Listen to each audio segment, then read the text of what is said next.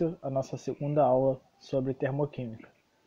Bem, na nossa primeira aula, a gente viu o que é termoquímica, que seria a parte da química que estuda o calor e suas transformações, como o calor atua nas reações químicas, e nós vimos que as reações elas podem ser classificadas de dois tipos, exotérmicas ou endotérmicas.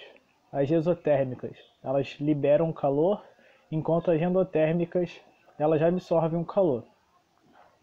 E para identificar, para quantificar essa quantidade de calor, nós criamos uma grandeza chamada entalpia, que nós vamos usá-la para quantificar, a quantidade de calor, e com ela nós poderemos classificar também de uma forma numérica se a reação é exotérmica ou endotérmica.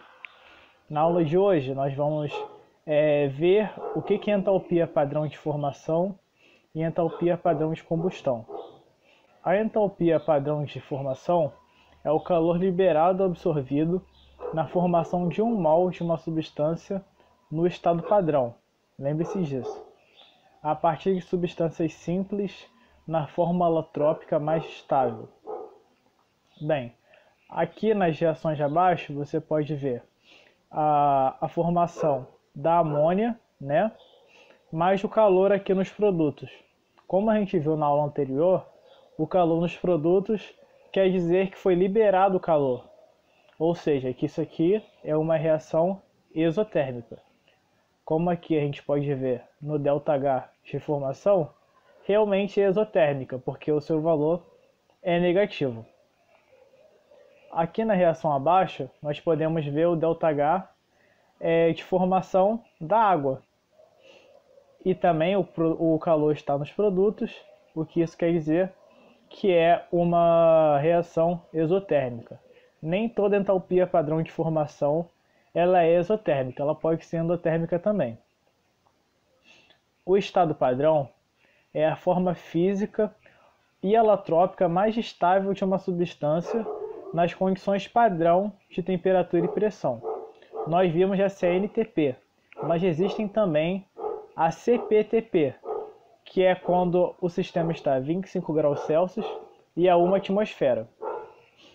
A alotropia é um fenômeno em que um mesmo elemento químico pode originar substâncias diferentes, como por exemplo o oxigênio e o ozônio, que eles são formados pelo mesmo elemento, pelo oxigênio, mas pela quantidade de átomos ou pela sua geometria, elas podem ter propriedades completamente diferentes, certo?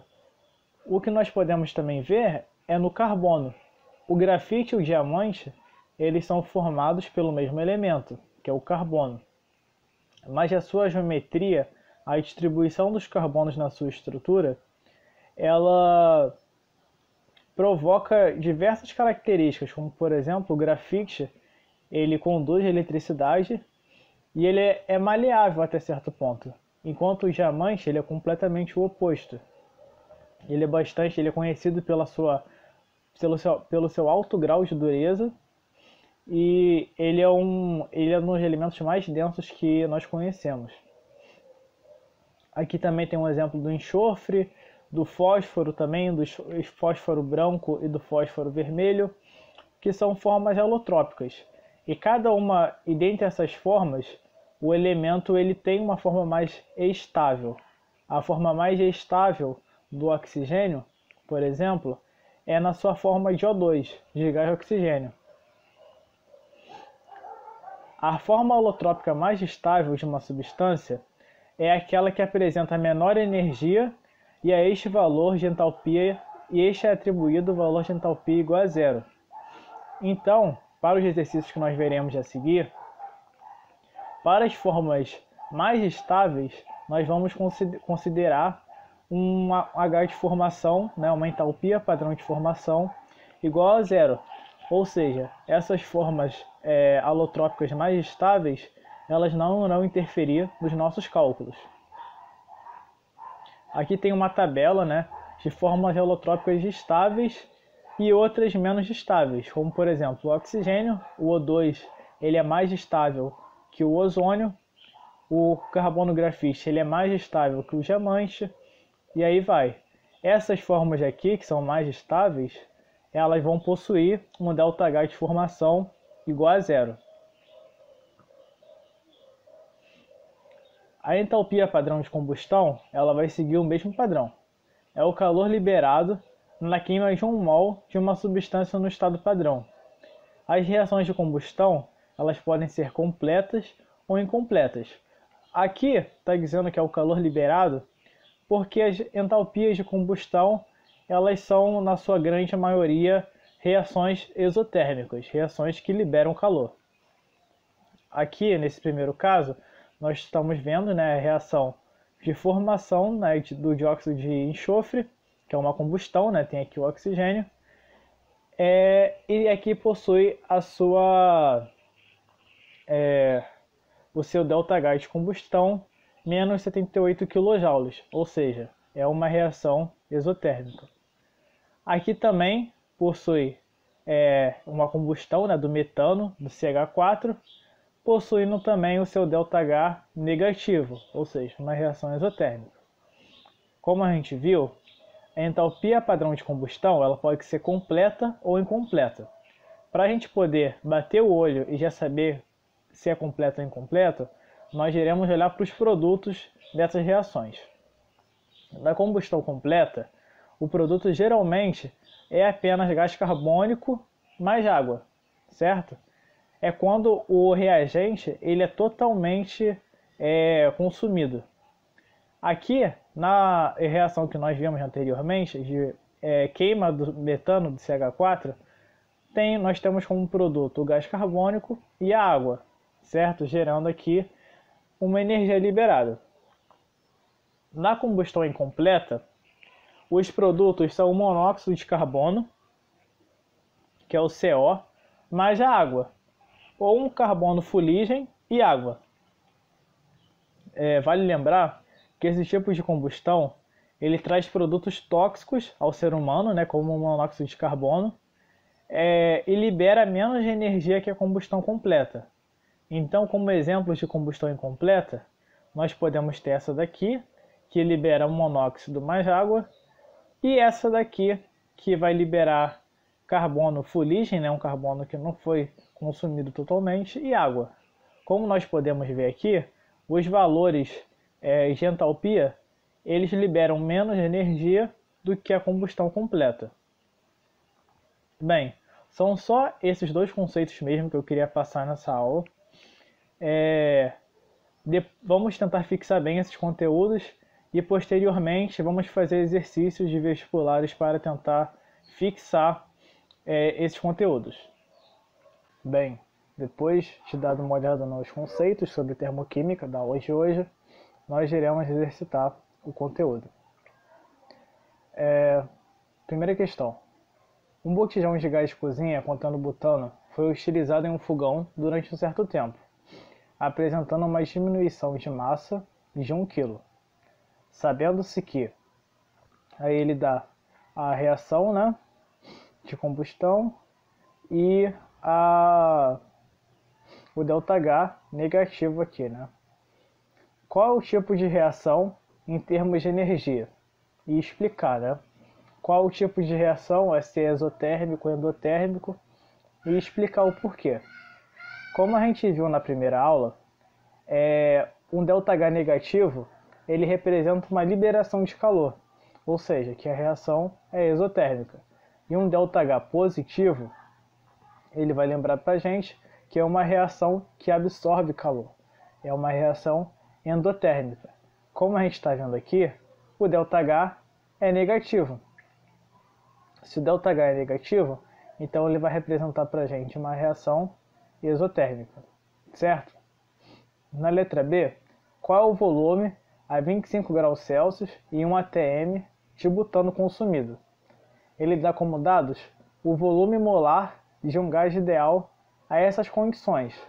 O volume molar é o volume que 1 mol de qualquer gás ocupa nessas condições, que ele deu como 24,5 litros. A gente sabe que foi consumido 1 kg de butano, só que não sabemos quantos mols isso representa.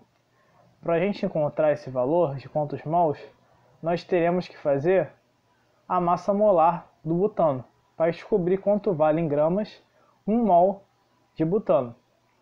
Fazendo a massa molar, nós teremos que ter 4 vezes a massa molar do carbono, mais 10 vezes a massa molar do hidrogênio. Lembrando-se que esses valores são tabelados. Calculando, iria dar 58 gramas. 58 gramas, então, representa 1 mol de butano. Bem, se 58 gramas representa 1 mol de butano, 1 kg de butano vai representar uma quantidade de mols que a gente tem no problema. Fazendo os cálculos, x então vai ser 1000 sobre 58, que vai dar aproximadamente 17,2 mols. Bem, nós sabemos então que temos 17,2 mols e que cada mol representa 24,5. Então, iremos fazer outra regra de 3. 1 mol representa 24,5 litros. 17,2 mols, que foi o valor que a gente encontrou, representa Y. Y, então, vai ser 17,2 vezes 24,5, dando um total de 421,4 litros de butano consumido. Bem, dando início na segunda questão, vamos tentar fazer juntos. Dadas as variações de entalpia de formação para substâncias, aí aqui tem uma relação de substância e o ΔH dela de formação.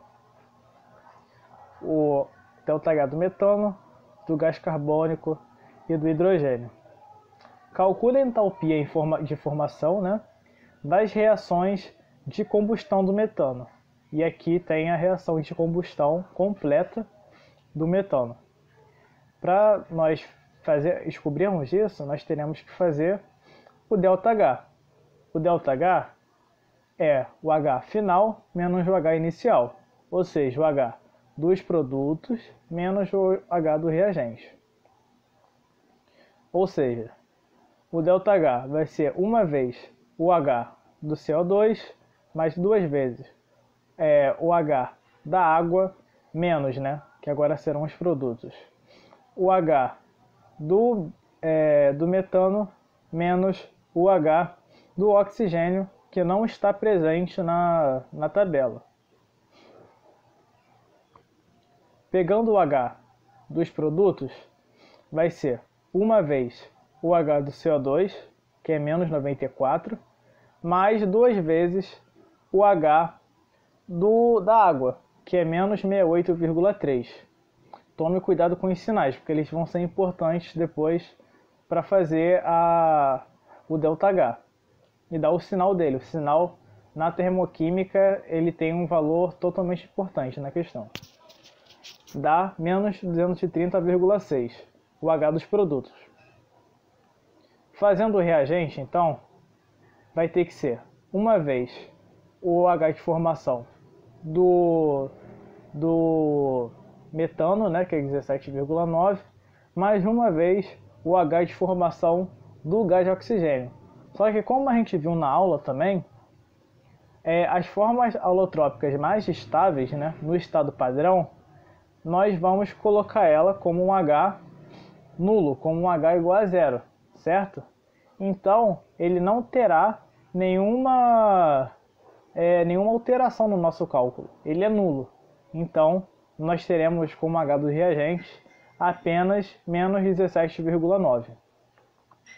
Agora, pegando o H dos produtos e diminuindo com o dos reagentes, nós teremos menos 230,6 menos 17,9. Por isso que o sinal é tão importante. Aqui, então, nós teremos menos 230,6 mais 17,9, dando um valor de menos 212,7. Menos porque, como é uma combustão, ela vai ser exotérmica, ou seja, vai ter um ΔH negativo, certo? Indo agora para a última questão dessa aula, vamos fazer ela. Seja os dados a seguir. Aí está dando a entalpia de formação da água, do CO2 e do etanol, certo? O calor de formação do oxigênio, por ser uma substância simples no estado padrão, na sua forma alotrópica mais comum, é igual a zero. Aqui nesse exercício ele deu essa informação, mas no outro você teria que saber para fazer os cálculos. Aí é que ele dá a reação, né? Que é uma reação de combustão completa também. Qual é o ΔH da reação de combustão do etanol? Para isso, nós teremos que fazer também o ΔH. E o ΔH é o H final menos o H inicial, ou o H dos produtos menos dos reagentes. O H dos produtos é igual a 2 vezes o H do CO2, 2 mols de CO2, mais 3 vezes o H da água. Então vai ser, com os valores que ele deu para a gente, né? 2 vezes menos 94, mais 3 vezes menos 68, que vai dar um total de menos 392. O H inicial, ou H dos reagentes, é apenas o H do etanol, né? Porque, como nós sabemos, o H do oxigênio não vai interferir nos cálculos. Então, será apenas o H do etanol, que é igual a menos 327. Agora, está muito fácil, é só pegar o final e diminuir com o inicial. Então, o ΔH vai ser menos 392 menos 327. Menos com menos vai dar mais, menos 392 mais 327, que vai dar então menos 65 quilocalorias por mol, que é a resposta da letra E. Eu espero que vocês tenham entendido até então os conteúdos, e se esse conteúdo te ajudou, você tem alguma sugestão, comenta aí embaixo, se inscreve no canal e compartilha para as pessoas que eu poderia ajudar com o meu trabalho. Isso iria ajudar muito a divulgar e eu ficaria muito feliz com isso, certo? Então até a próxima aula.